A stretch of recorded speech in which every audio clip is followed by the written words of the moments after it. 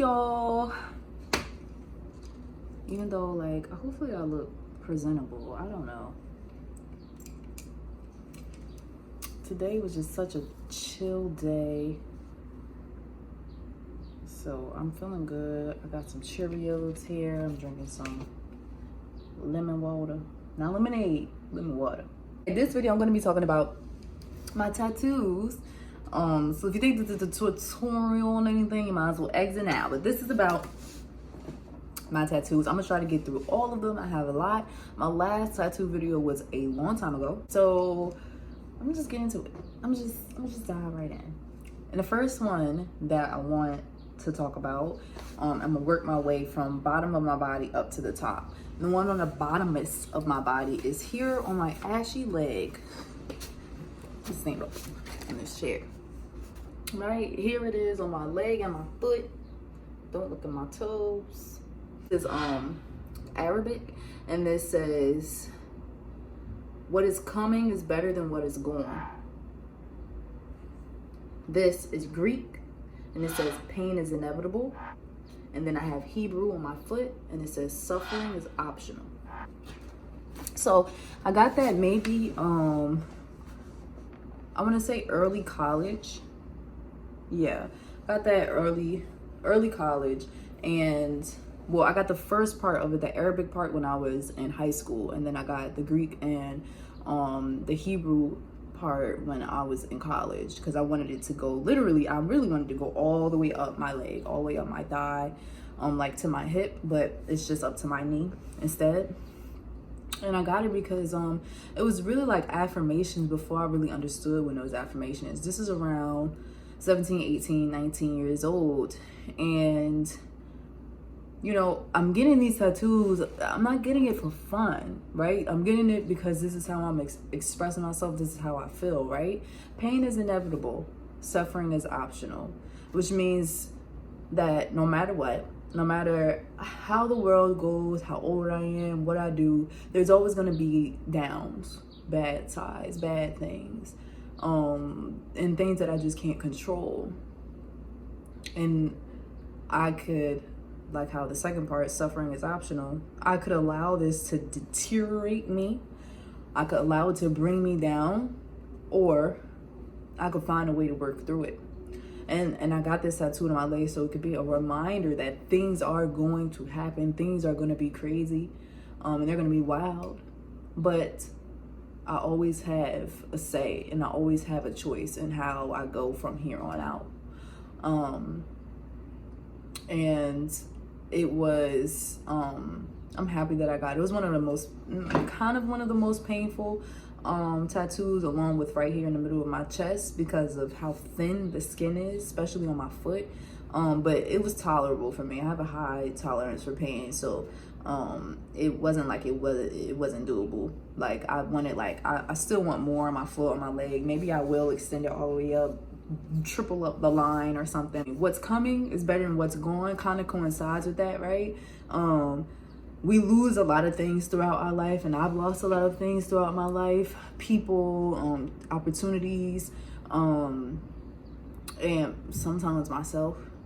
But instead of spending time on what I've lost or what is already gone, it's better to focus more on, meaning like moving forward, what better things can come, because it's always better when you look forward rather than back, because the more you look back, the more you can fall down. And it's so crazy that I was getting this around 17, 18, 19 years old, because, you know, I was experiencing so much at a young age. You know, I experienced homelessness, I experienced violence and abuse, witnessing it, and you know, I grew up in North New Jersey, so it was just growing up in an area like that. You see things that, even if, no matter how much you try to protect yourself, there's things that you see and experience that are just inevitable. And so these are definitely my mantras and my affirmations for myself. I'm working my way. I'm not doing these tattoos in order per se. I'm just working my way from bottom to top. That way I don't forget any. I'm trying not to say as much. It's such a nasty habit. moving on. What's the next one I have? So I'm moving on to my hips now. I have, this was actually my very first tattoo. This right here. Hopefully the lighting isn't fucking trash. Come a little closer. Boom. This was my very first tattoo. It is a female symbol with rainbow in it, clearly. And the words read, "Love ignores consciousness." I got this, a matching tattoo with one of my close friends when I was, I want to say 15, maybe end of 14, 15. It was definitely the super beginning of high school. Really young. Yes, I got it in a basement of a friend of my friend, who was a tattoo artist. Maybe like, it was, oh my God, where did I go? I think that was, I don't know, but it was maybe 30 or 40 minutes from my house. So I got this tattoo and it did not hurt for some reason. This is my first tattoo, right? Remember, this is at 15. I didn't get this on my leg until maybe 3 years later. Got this and I really, really, really liked it. It was so beautiful. I came out when I was around that age. I came out a little bit after I got the tattoo. No, I came out before I got the tattoo. Did I? Yes, I did. Yes. I came out before I got the tattoo. And when I came out, I didn't feel as embraced and supported as children should be when they're being themselves. But I felt very judged, not as much support I should have gotten. But, you know, I found the comfort in my friends and my loves during that time, and which I'm still absolutely close with to this day. The same person I got this tattoo, we are still close to this day. And it was definitely a risky thing to go to a basement and get it done in the town that I do not live in. But I was a kid, right? And I was just doing stuff usually, right? When kids act out or rebellious, they're not doing that for fun. They're doing that because they need attention. They're doing that because they need more love, more nurturing, more, you know. And, you know, this is what I'm learning as I go through my therapeutic therapies and all different types of stuff that I'm going through right now to unlearn and reparent and nurture myself and my inner child. Got this tattoo and, you know, clearly it's about me being gay. I was really young. I was super, super young. There's not much else to say about that. It's my very first tattoo. It's the only tattoo on this side of my body. The only tattoo that I want on this side of my body. Everything else is on this side. And it doesn't mean that it's a determining factor or a necessary when you are gay or anything, but it was something that was, it felt like a strength for me. Like I was taking back, you know, my power and my strength. Like, yo, there's absolutely nothing wrong with me. There's nothing wrong with me. I am who I am, and I'm beautiful as I am, without even really noticing. Because looking back on myself, I was a very powerful, determined young lady. Okay, but I had a lot of forces because they did not know how to handle that, or because it was different, or because it was overwhelming, or whatever the case may be. I was, instead of getting the support I needed, I was silenced, and I was forced to either be in boxes or to be this way or that way, instead of finding ways to allow me to be expressive, to allow me to be myself. And that's ultimately why I got it, because it was like, you know, that outlet, like, yo, this is who I am, and I'm not going to lie about it. I'm not going to be ashamed about it. And that's why the term is love ignores consciousness, because love isn't about what you just see with your eyes. Love isn't about what's just, you know, the rules that we're given or that's right in front of us, right? Consciousness, right? Love goes beyond that. Love is intangible, and it doesn't really matter how that love is is developed, whether or not it's like with a guy or with a girl or with someone who's trans or with someone who doesn't have a gender at all, or someone, you know, it doesn't really matter how someone identify, what their sexuality is, or who they how they choose to, you know, express themselves. None of that matters. It doesn't mean that someone should be loved less or that they're wrong for who they love. And I knew this at 14, 15 without really understanding it. Again, same thing with my leg. And so that's the reason why I got that. Sorry, that was a long explanation. Moving on to this side. Okay, so I have on a one piece, so it's going to be kind of hard to do. But on this side, I got my very first poem. Not very first poem, but kind of close to one of my very first poems. And I really, and it's a feather, you know, those old style pen, feathered, that turns into a tree, with one of my first poems. Love beyond what you see. My pen is my love, and I love what I believe. I write. My words bleed out my sheet. My heart. I am what God has made me. I got this right after I got this one on my hip. I don't even know, it wasn't even a whole entire year that went by before I got this one on my left side. Because again, me being myself seemed like it was wrong. Me being myself, something that was natural to me. It was like it was going against some type of rules. I'm talking about from my people who were, because not only my mother raised me, I was raised by my grandparents too, but like, you know, from people who were around me family wise, and then like teachers, other people, other kids, students. It was like, y'all can't hate me for being me. I'm being myself. I'm doing what's most naturally to me, and I'm getting judged for it. I'm getting penalized for it. I'm getting, you know, I'm getting different, like people treat me differently because of it, right? Because of my sexuality, because of who I am, people choose to treat me different or look at me different. And I knew that this was wrong. Of course, I didn't have an explanation at that time, but I just knew. And so that's the reason why I got this. It had a pen that turns into a tree, because I gave myself the name Poetry, Poe for short, when I was in high school.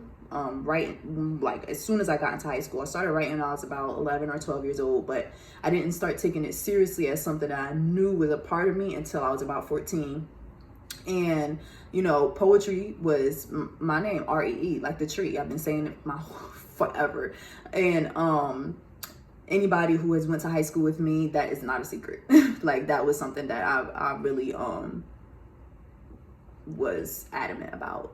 So that's here with one of my poems. The proof of who I am, the things that I've done, is on my body. My tattoos are almost like time stamps, you know, like written in history. It helps me, not to say I'm going to forget, but it helps me keep in mind the things that I've experienced strong enough for me to want to note it down and be like, yo, this is what I experienced, and look at who I am and what I am and what I represent and who I am today.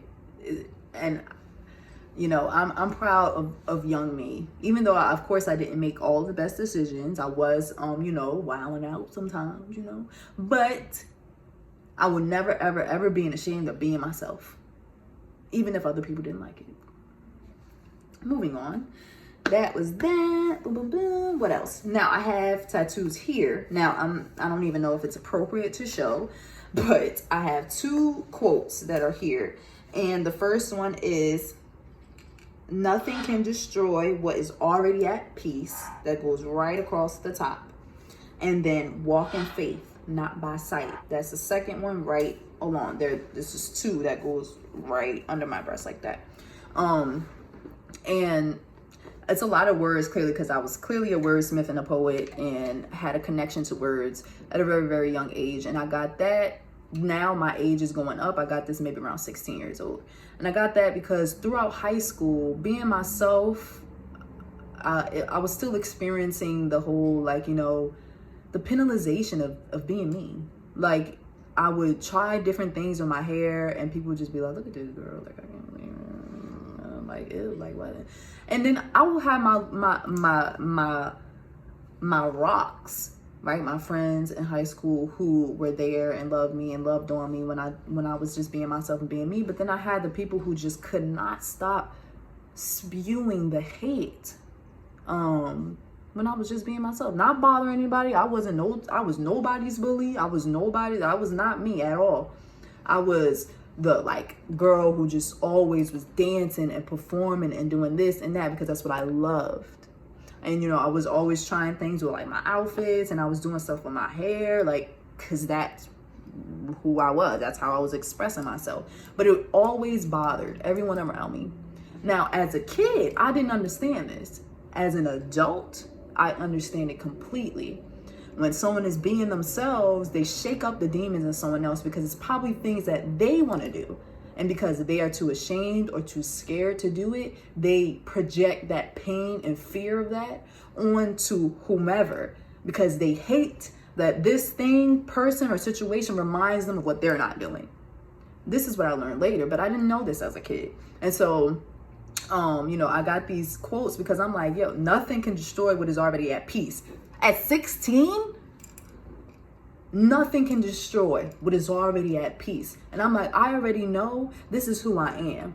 And if people are going to keep not liking it, whatever I do, how I dress, how I choose to speak, what I choose to share, how I choose to perform, how passionate I am, if you don't like it, I don't know what to tell you. But I am good and I enjoy who I am. And so walking faith, not by sight. I got that under this because even though I understood it, it was hard to still go through every day with all of these things that felt like darts against me when I should have been having things to grab onto me and hold me up. And I got walking faith, not by sight because I was trying to connect more. By the time I was about 16, 17 years old, I was trying to connect more to source, to God, because I wasn't necessarily, not to say I didn't believe in God, but I felt like I didn't have a connection to God around that time, around that age, because I was so reluctant, but also I was unbelieving because of all the things I was going through. I'm like, how could I be going through all the stuff that I'm going through? I'm talking about personally as a kid, but also traumatically. How can I be going through all of these things? Why would God allow this? Why would God allow me to experience this homelessness? Why would he allow me, if he loves me, why would he allow me to experience sexual abuse? Why would he allow me to experience abuse? Why would he allow me to experience violence? Why would he allow me to see these things? Why? At 16, 17 years old. And so I got this because I was on my way to trying to figure out, you know, a way to be closer to God so that I could be more understanding, so I could get through. Moving on up, I got 2 roses under here, and then I have a heart love, and it kind of coincides with this, with the of course I can't show that because it's literally on my breast, and it's like hearts over here and stuff, and I got that to really coincide with this, right? Nothing is at peace, and walking faith, not by sight, or whatever, to remember that love, you know, making that literal connection, having my heart here, even though we have our heart chakra too, and this is, you know, our heart is still important. You know, I'm like, love, literally. It was almost like a literal stamp to remember that, you know, all of this is connected. Love for self and love for God, having this faith within the two is just important. And a lot of it just became a reminder for me. Now I have this tattoo here. This is Mandarin.